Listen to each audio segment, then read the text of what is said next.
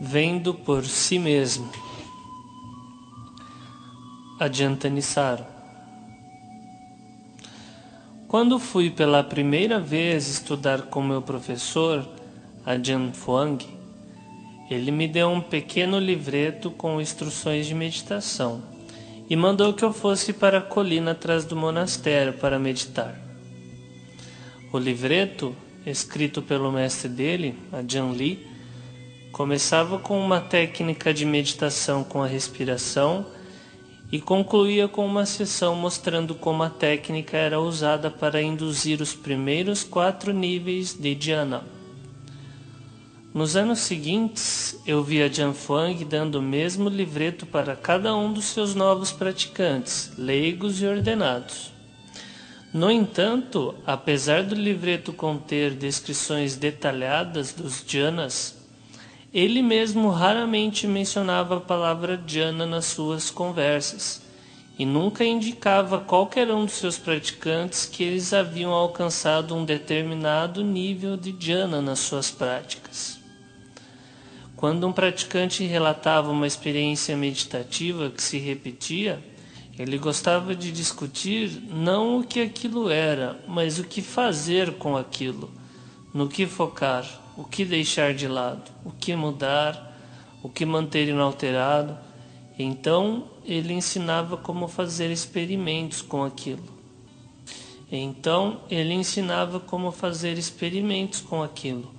Tornar aquilo ainda mais estável e pacífico e como julgar os resultados dos experimentos. Se os praticantes dele quisessem medir o seu progresso contra as descrições de dhyana do livreto, isso era problema deles, e ele não tinha nada a ver com isso. Ele nunca disse isso de um modo expresso, mas dada a forma como ele ensinava, a mensagem implícita era muito clara. E claros também eram os motivos implícitos para a atitude dele. Certa vez, ele me contou a sua própria experiência quando era um jovem meditador. Naqueles tempos não tínhamos livros que explicavam tudo do jeito que temos hoje. Quando comecei a estudar com Ajahn Lee, ele me disse para trazer a minha mente para baixo. Então eu me concentrei para baixá-la, mas quanto mais eu abaixava, mais pesada e embotada ela ficava. Eu pensei, isso não pode estar certo. Então eu voltei ao ponto de partida e passei a me concentrar para elevá-la, até que encontrei um ponto de equilíbrio e pude entender ao que ele estava se referindo. Esse incidente foi um dos muitos que ensinaram importantes lições para Ajahn Fuang. Você precisa testar as coisas por você mesmo para ver onde as instruções devem ser tomadas literalmente e onde elas devem ser tomadas com sentido figurado. Você tem de julgar por si mesmo quão boa está a sua prática, e você tem que ser engenhoso, experimentando e se arriscando para descobrir os meios para lidar com os problemas à medida em que eles surgirem.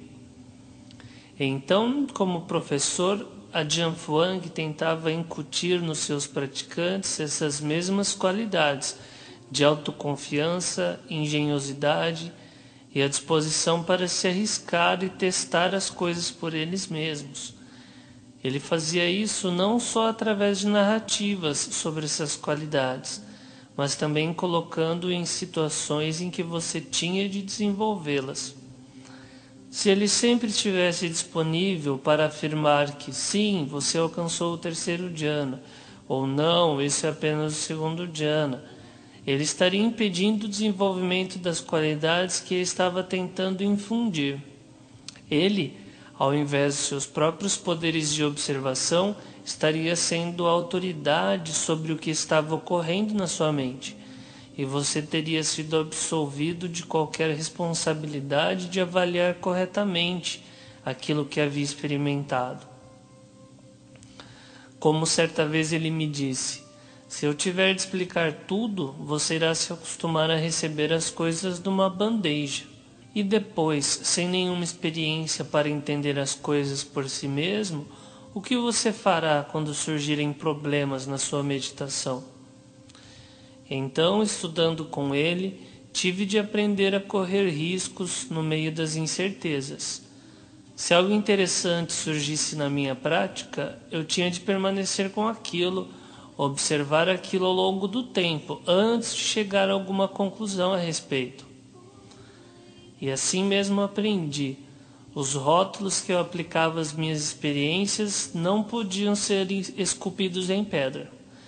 Eles tinham de ser mais como notas num post-it, marcadores convenientes para minha própria referência, que eu talvez tivesse de descolar e grudar em algum outro lugar quando eu me familiarizasse com o território da minha própria mente.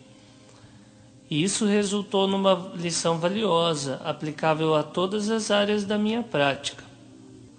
Apesar disso, a Jianfang não deixou a reinvenção da roda do Dhamma totalmente por minha conta.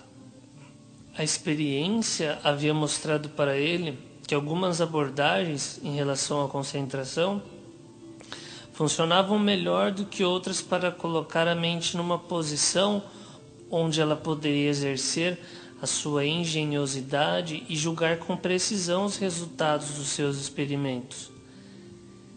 Ele era bastante explícito ao recomendar essas abordagens. Dentre os pontos que ele enfatizava estão os seguintes: uma forte concentração é absolutamente necessária para o insight libertador. Sem uma base firme na concentração, a Jianfang dizia sempre que é como o insight é simplesmente uma porção de conceitos. Para ver com clareza as conexões entre o sofrimento e as suas causas, a mente tem que estar muito estável e tranquila. E para que fique tranquila, ela necessita da intensa sensação de bem-estar que só uma forte concentração pode proporcionar. Segundo, para obter o insight num estado de concentração, você tem de permanecer nele por muito tempo. Se você empurrar com impaciência de um nível de concentração para o seguinte, ou se tentar analisar um novo estado de concentração demasiado rápido depois de tê-lo atingido, você não lhe dará oportunidade para mostrar todo o seu potencial e não dará a si mesmo oportunidade para se familiarizar com ele. Então você tem que continuar trabalhando nisso como se fosse uma habilidade, algo que você possa acessar em todas as situações. Isso o capacitará a ver esse nível de concentração sob perspectivas variadas e testá-lo ao longo do tempo, para ver se ele realmente é completamente bem-aventurado, vazio e desprovido de esforço, como pode ter parecido à primeira vista.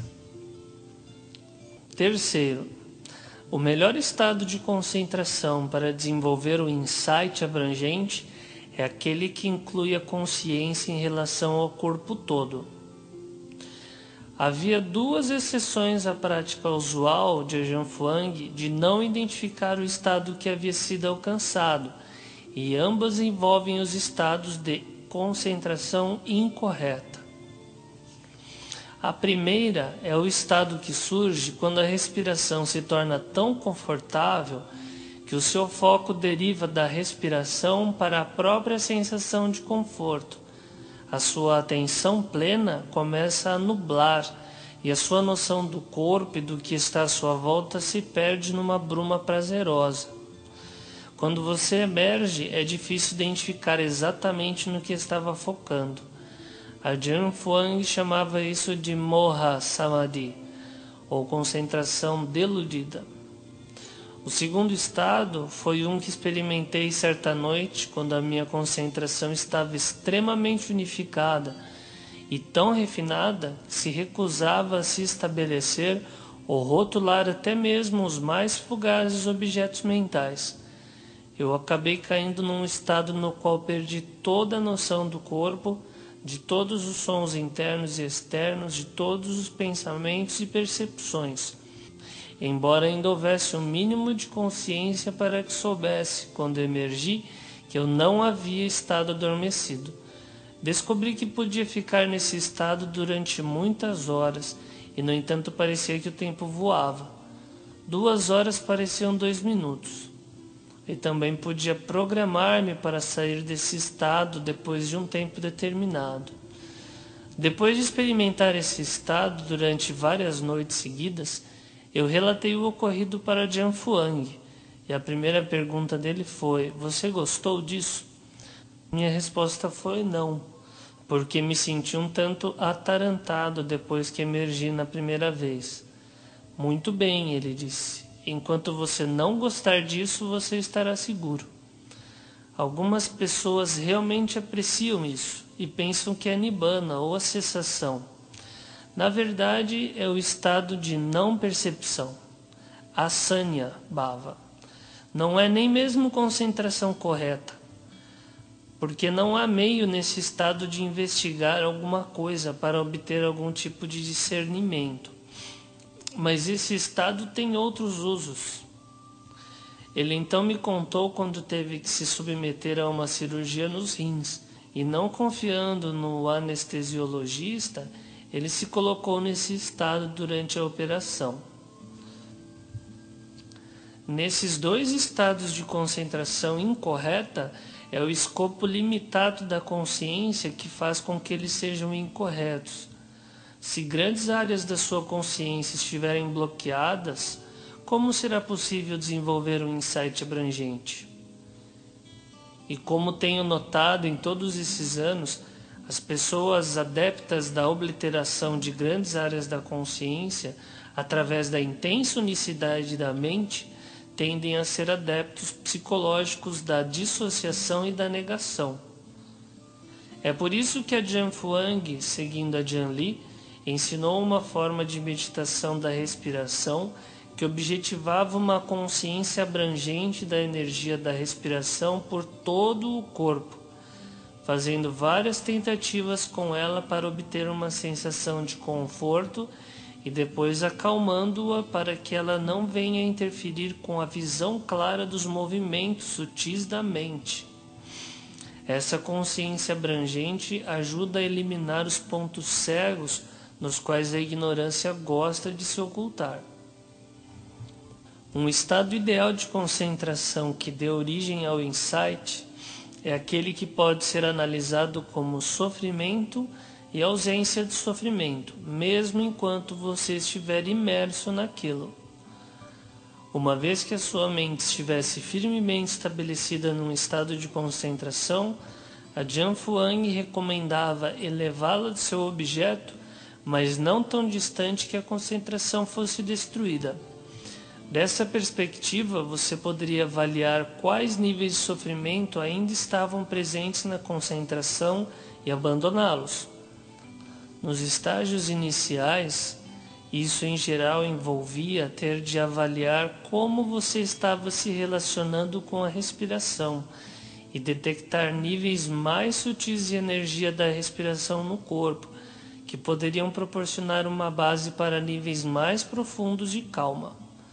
Uma vez que a respiração estivesse perfeitamente tranquila e a noção do corpo começasse a se dissolver numa névoa sem forma, esse processo envolveria detectar as percepções de espaço, conhecer, unidade e assim por diante, que apareceriam no lugar do corpo e que poderiam ser descascados como as camadas de uma cebola na mente.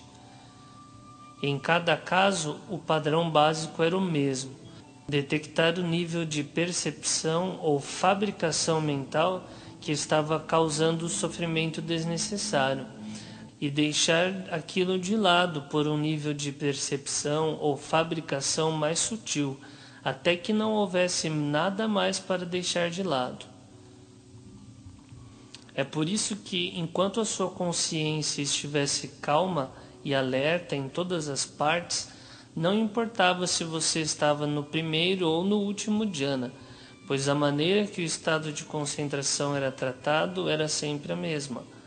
Dirigindo a sua atenção para as questões do sofrimento e da sua ausência, A Jianfuang estava direcionando você para os termos com os quais avaliar o seu estado mental por si mesmo, sem ter de recorrer a uma autoridade externa. E como resultado, os termos que você pode avaliar por si mesmo, o sofrimento, a sua causa, a cessação e o caminho, são aquilo que definem as 4 nobres verdades. Como disse o Buda, quando você vê as coisas de acordo com essas verdades, elas podem conduzi-lo à completa libertação. Apesar do livreto conter descrições detalhadas dos jhanas, ele mesmo raramente mencionava a palavra jhana nas suas conversas, e nunca indicava a qualquer um dos seus praticantes que eles haviam alcançado um determinado nível de ação, mostrando como a técnica era usada para induzir os primeiros 4 níveis de jhana. Nos anos seguintes, eu vi a Jianfuang dando o mesmo livreto para cada um dos seus novos praticantes, leigos e ordenados. No entanto, de meditação, e mandou que eu fosse para a colina atrás do monastério para meditar. O livreto, escrito pelo mestre dele, a Jian Li, começava com uma técnica de meditação com a respiração e concluía com uma vendo por si mesmo. Adianta Nissaro. Quando fui pela primeira vez estudar com meu professor, a Jianfuang, ele me deu um pequeno livreto com instruções jhana nas suas práticas. Quando um praticante relatava uma experiência meditativa que se repetia, ele gostava de discutir não o que aquilo era, mas o que fazer com aquilo, no que focar, o que deixar de lado, o que mudar.